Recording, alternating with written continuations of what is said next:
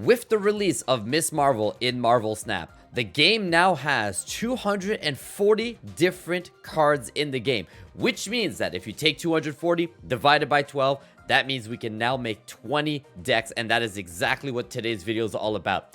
Welcome everybody, my name is Eddie, I am addicted to Marvel Snap, and today I bring you guys a very different video from my usual ranking and variance videos. I have a challenge for all of you guys. If you are already collection complete, or if you're going to get there very soon, you guys can now look at trying to build 20 unique decks with not a single repeat of any cards within the game with the 240 cards in the game.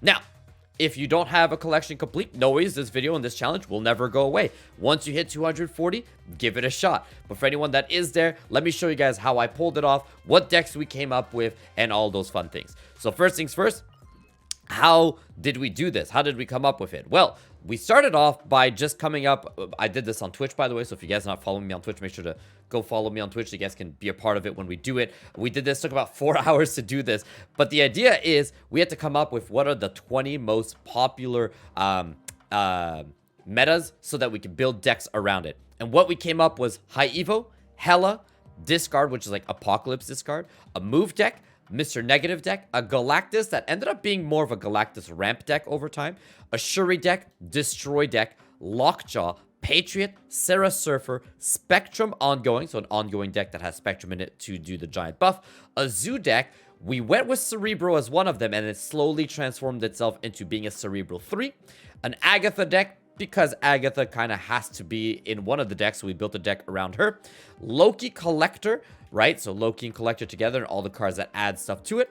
A Thanos deck, an on-reveal deck that has Odin as the focus, a Bounce deck, and the last one that kind of just ended up morphing itself was a Ronin Hawk deck. These are all the 20 decks that we came up with. Like I said, it was really simple. What we did is we put all the meta cards first, for example, Hela, and then we built all around it. What did we use to keep track of it? You guys could probably use an Excel sheet or any other nerdy thing you want, but what we did is we used the Snap.fan website. You guys probably know this. Every video I use this website to look at the variants, but I'll show you guys right here. If you guys actually create an account in the Snap.fan, you can actually keep track of a manual collection of all the cards you own. So what we did is that you go in here and you can see they have them separated as starter, series 0, series 1, series 2, series 3, and so on.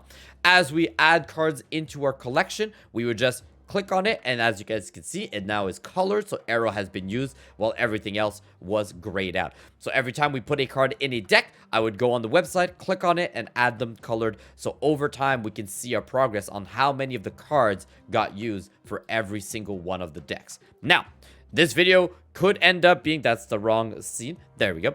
This video could end up being extremely long if I just go deck by deck and show you guys every single thing that we did. Instead, I'm going to do is just slowly, very quickly, sorry, not slowly, quickly go from deck to deck and just give you guys an idea of how we did it, right? When you look at Hela, we really focus on the idea of getting Invisible Woman, Magic, Crystal, Hela, and then being able to, and MODOK, sorry, and then we were able to just get everything to spawn there. So we kind of built a deck where most of it, every single one of these decks have like 9 to 10 to 11 of the cards that are like must have, and all of them have 1 or 2 cards that we kind of feel like still help, even though they may not be the best card, right? So if we use, for example, Galactus, there's a good mix here where you got Galactus with Goliath and Hobgoblin that worked really well, but then we also added in Miss Marvel in this deck because if you don't pull off the Galactus, Miss Marvel with Orca is also really good. Then you can fill up the other location with like a Daredevil, send a Green Goblin, Hobgoblin to the other side, Sandman to ramp it up as well with the Wave and Electro and slow down your opponent for being able to play. Wantu's in this deck because, again, he has to be in every single deck, and I feel like for a ramp deck, knowing what that third location is could be helpful so that you can kind of plan on where you're going to try and hit that Galactus. If that third location is bad for you, you can try to prevent it. So as you guys can see, a lot of these decks, for example, Shuri is classic here. Basically, all of these cards really fit perfectly with Shuri, like Red Skull, Vision, Taskmaster, and all that. So this was one of the easy ones that just like everything slotted in perfectly. The only one that you might be wondering is Atuma, but Atuma with armor and Shuri still works. And then you could just, again, Taskmaster the Atuma somewhere else. So we had to put him somewhere. This is the deck he fell into. So on and so forth. A lot of these decks work out like that. Patriot is a good example of a deck that just doesn't need 12 cards to work, but we gave him a good enough mix there with Mr. Sinister, Shocker, Ultron, Doom, Patriot himself. We actually gave him Brood instead of giving it to Surfer, which was a very difficult decision to make. Rogue is there to maybe steal something from the opponent to help you, and then Echo is kind of there to help you be able to guarantee you can pull off a Doctor Doom or Ultron without a Cosmo countering you, and then you've got Ghost to make sure you always go last. Nico Minoru fits in a lot of decks, but we put her in this one so that she can create a demon or destroy like an Echo or a Ghost if you don't need them, to be able to draw more cards to more than likely get your Patriot pull for it. Again, like I said, this was a very fun little challenge to do. Cerebro was an excellent one as well, that we ended up with Cerebral 3. And it actually worked out where most of these cards fit a bit everywhere else, but they worked out really perfectly here. And like I said, Cerebral 3 was the one to do it for us. Loki Collector, same idea. Worked out really well. The only weird one in this is Helicarrier. So we were trying to see if we can add a discard to it so we can destroy the Helicarrier, add cards to it. But at the same time, if you're really screwed, a 6/10 is a good card to play after you've done everything else. Most of the time, this is a very useless card to begin with. So getting Loki to swap it for something from your opponent's side is always going to help as well. So you guys can see, we pulled it off. The Ronin Hawk, like I said, is an actually pretty good one as well. Black Bolt Stature, Ronin, Sentry with Viper is there. Darkhawk with Rock Slide and Korg. Zabu's there to make everything a bit cheaper. Baron Mordo and Master Mold are there to help you with the Ronin. And then Spider Ham, if you pig a card, it's less likely for your opponent to play that card, which means it stays in their hand, once again helping you with Ronin. Very exciting part. And the fun part for me as well on top of that is that we were able to get every single one of these decks got their own unique card back, avatar, and title, which was a lot of fun to pull off. And that is the 20 deck challenge. I'd love for you guys to give it a shot. Tell me what decks you come up with, how much fun you had with it. And if you're not collection complete, like I said, not a big deal. Once you are, make sure to give it a shot. Give this video a thumbs up, subscribe, share this with everybody else, and comment down below if you're going to want to try it out.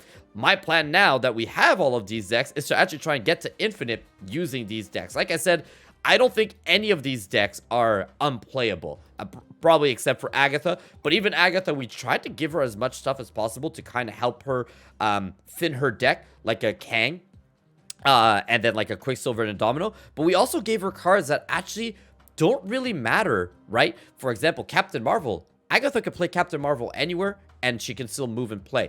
Drax is just a very good 4/6. Crossbones can't be played wrong, where if there's a spot that you're already winning, she's going to play Crossbone. If you're not, she can't misplay him, which is also really good.